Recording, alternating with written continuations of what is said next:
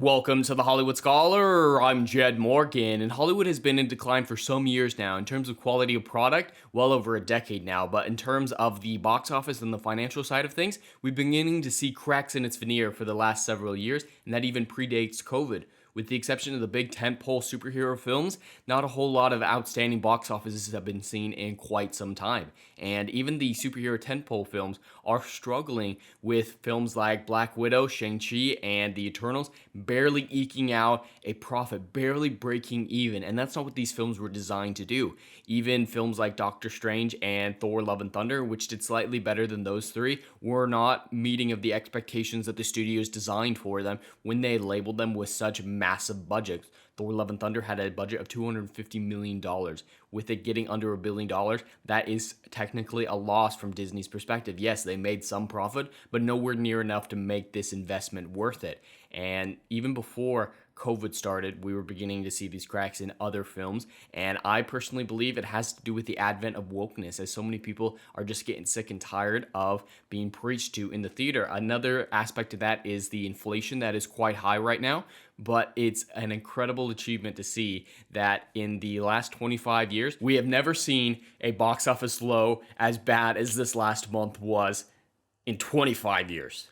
That is insane to see, and there's a lot of variables going into this, and this has nothing to do with COVID. The COVID narrative that is apparently still going around the theater companies can utterly and totally be destroyed with films like Top Gun Maverick during the same time period getting $1.4 billion, and even earlier last year, Spider-Man No Way Home got $1.9 billion. So people are more than willing to give their money to good films that aren't woke and aren't preaching to them, but financial times are tough right now with inflation being as high as it's been in some time and just so many woke movies and now temple movies really coming out in September. So it kind of makes sense, but there's been dry spells like this in Hollywood in the last 25 years before. I mean, every September is not really a golden month for films, yet still it ekes out the worst in 25 years, not taking into account inflation. If you took into account inflation, oh man, I'd love to see those numbers, but this is lowest pre-inflation calculations. Movies are dying. September box office will be lowest total in past 25 years, with just 275 million grossed in North America. A lot of these big movies can get that in a single weekend, but that's how much was grossed in all of America, North America, in a whole month. September's box office is set to be the first not to break the 350 figure since 1997. Pre-inflation. That is insane to see, and I hope this really wakes up a lot of the people at Hollywood, a lot of the studio executives who don't really realize the damage that they're incurring. Yes, there's other factors, but wokeness, I think, is a factor that cannot be understated as to affecting people's willingness to go to the theater. They don't want to get preached to, especially with the current stuff that's out right now. I mean, one of the films that just came out, Bros, is attacking fans who didn't want to go see it because of homophobia, apparently. It's the first mainstream gay rom-com, and I'm not a big fan of rom-coms. I don't watch them whether or not they're straight or gay. It's not really a thing. The primary audience, as everyone knows for rom-coms, is women. And so if you take the women out of the equation, you're killing a lot of the audience. It sucks, but that's a reality of the situation. It's not homophobic. But with the audience getting attacked for being homophobic, for not wanting to see a movie that they have no interest in, that only makes them want to go see the movies less. And we've seen this time and time again over the last several years, and it's things like this that are making people not want to go see the movies. And the other main movie that came out in September was Don't Worry, Darling, and it's been called the Ready Player One for incels, and Jordan Peterson was apparently the villain of the film, or what the villain was based on. That is preaching that people don't want to see in current day. They've just got enough of wokeness that they want to relax. They want to be entertained, mindless entertainment. And that's what Top Gun Maverick and Spider-Man No Way Home gave them, is just good old-fashioned fun. And that's where they're going to put their money, is in movies like that. And September offered none of them, and Hollywood in general is offering few and few of them every year. And it's really sad to see, as I love movies and Hollywood so very much, but I think this is a necessary hurdle for them to go over to go back to the way things used to be, with the customer first and entertainment being the top priority.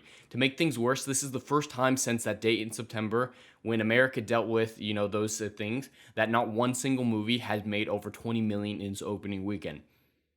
Not since that September, has a single movie not made 20 million at the box office. That's a really good reason. Like that date in September, no one blames Hollywood for none of the movies making money that weekend. But this weekend was just as bad as that. Pre-inflation.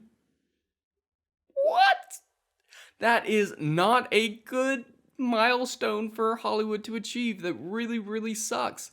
The low figures also hint that Americans may be watching how they spend their money due to rising inflation. Yes, that is an important thing to note right now, but there are still other months and other movies when they're willing to rake out funds for good movies. Several movies have made money over this summer at least. So it is important, but not the whole one. I think it really has to do with the quality of film that is the general staple of Hollywood these days, and the quality of film and the wokeness of the films that are currently releasing in September, which seems to be inordinately leaning towards woke more than usual. So these are just some really interesting numbers. I'd love to see it. I hope this helps them change their mind and just further highlights how special Top Gun Maverick and Spider-Man were in the grand scheme of things. It's a miracle that we got films like this in the current day from Disney, especially for Spider-Man.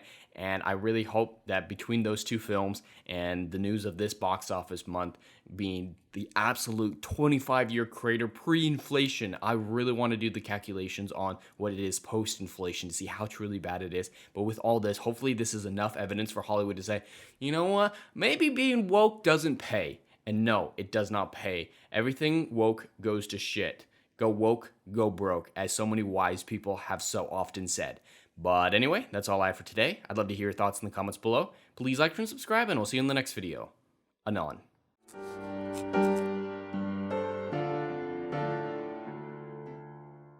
If you like what I do here and want to see good, compelling stories that Hollywood will no longer give you, check out my book series, Odyssey of a Phoenix, a mythological epic about philosophy, morality, and modern-day mental illness issues. Books 1, Down in Flames, and Book 2, Apocalypse Then, currently on sale. Book 3, Kill the Dark, coming soon.